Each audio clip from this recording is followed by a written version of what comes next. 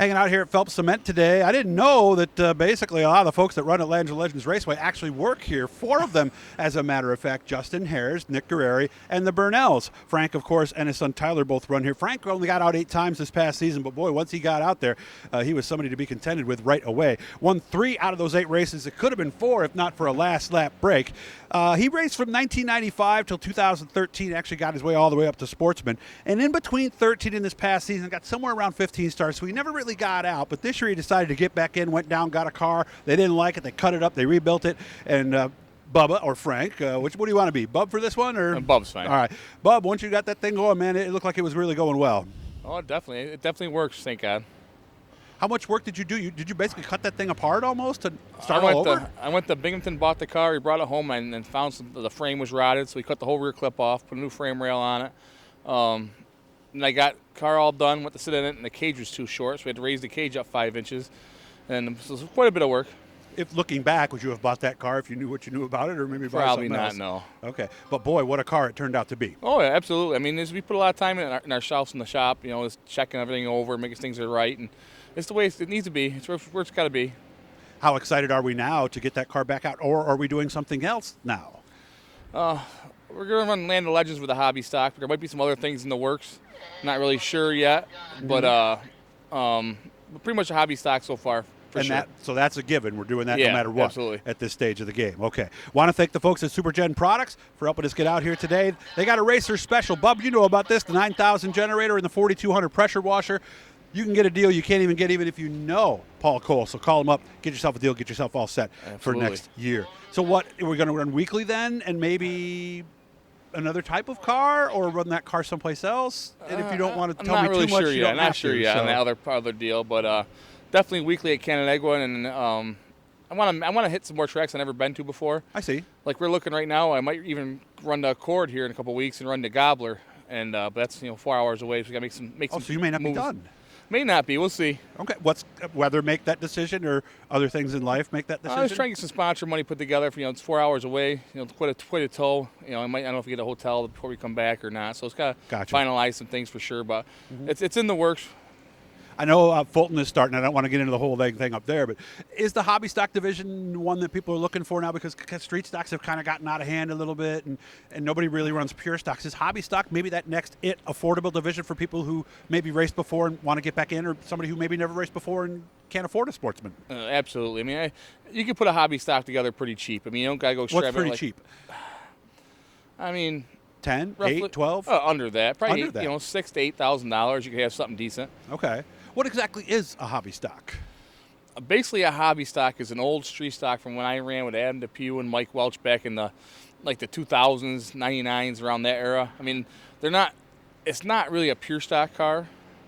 I mean, there's nitros out there, Barrett cars. I mean, these are like they were street stocks a few years ago. Now these hybrid cars kind of kicked them full frame cars out of that mix, and they cost quite a bit of money for a nice hybrid CRS car. But they're nice pieces. Don't get me wrong, but the street stock class is just really crazy right now. Yeah, and the engines are what I've heard 25,000 and close to 500 horse. Or is that a little much? And I talked to my guy. It's like 12,000 for a complete street stock motor. Okay, and it's like 480 to 500 horse. Yeah. Okay, so the horsepower is right then. Yeah. So, and what do we have in the hobby stock then?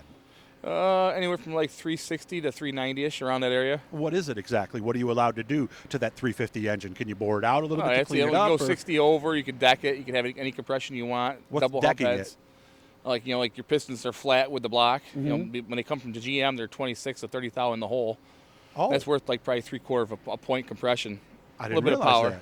That. Okay. So, I mean, 2-barrel carburetor. Yeah, 2-barrel carburetor, 2-barrel intake. 4410 is it right? 4412. 4412. Okay.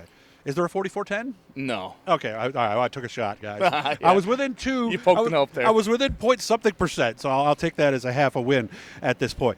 Shocks have to be stock location, right? Stock mount front, plus or minus an inch in the rear. I mean, give or take. Oh, they give you a little play in the rear. Yeah. What does that do for you? Nothing really. I mean, all you got to really do is use the stock mounts on the rear end and raise the tops up a little bit for the Heim shocks we get to run. So, I mean, that's where, like, the rules, our rules from Canandaigua, Dundee, and Fulton compared to, like, down south, southern tier guys. They got to run the spec shocks and the stock mounts and the stock position. In the rear, too? Yes. Oh, okay. All right. Are those actually IMCA hobby stocks? No, they got like a lot more than us in other areas, and we got some more in different areas than they do. I mean, the IMCA cars are not even close to what we got. I mean, Really? They got to run like a 205 series tire. They can't have any bolt-on weight.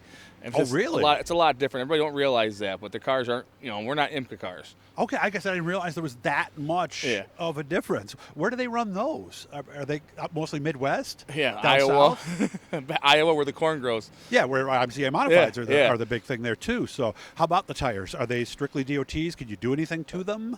Do they mandate size? The biggest we can run is a 235 70 15. You could cut, grind, sipe. You gotta stay after your tires pretty good. Do we use up tires with these cars or no? Not really, unless you get them cut. Okay. You can get through a set of tires for half a season, 3/4 of a year. Really? Even the right rear? Oh yeah. Okay. Are they a little more challenging to drive? Because I know you actually worked your way up to sportsman, and I've talked to guys who've gone from stock car to sportsman and say, gee, they're so much easier to drive. Is a hobby stock require a little more arm movement and a little more right foot than a sportsman?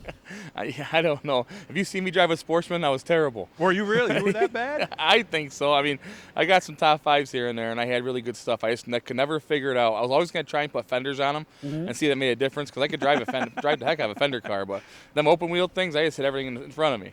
Was But, it more the changes you needed to make based on situations type of thing, or It's just was it the old understanding Peter the principle? I don't know, the shocks and that a Sportsman car is shock and spring. It's pretty. You gotta know what you're doing. You can't just go out there and like a hobby stock. If it ain't close, I could just drive it a little different and make it better. Okay. But a Sportsman, you gotta be pretty close. Is the hobby stock a growing division? Do you believe this is going to be a lot more popular than it is today? I think so. I think there's a lot more cars coming next year to Canandaigua. I mean, if we get an average of 16 cars or 15 cars next year, I mean, it's pretty cool. Like, we went to Woodhall for that Woodhall shootout this year, and there was you had to qualify to get in the show. Really? There's like 32 cars showed up. When you got to race against a full field of cars, it's a lot more fun than racing against 8 or 10.